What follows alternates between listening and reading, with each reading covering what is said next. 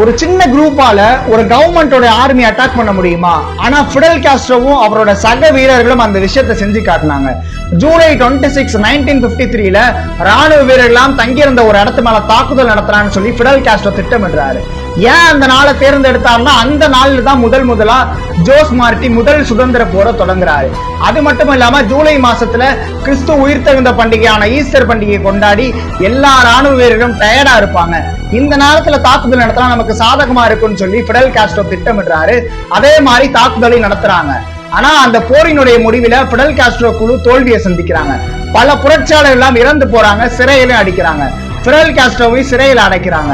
அன்னைக்கு இதை பார்த்துக்கிட்டு இருந்த கியூபா மக்கள் இந்த வீரர்கள் எல்லாம் நமக்காக தான் போராடுறாங்க, நமக்காக தான் உயிரை விடுறாங்கன்னு சொல்லி பிடல் காஸ்ட்ரோவை உடனே விடுதலை செய்யுன்னு சொல்லி போராட்ட களத்துக்கு வராங்க அன்னைக்கு இருந்த கியூபா மக்கள்.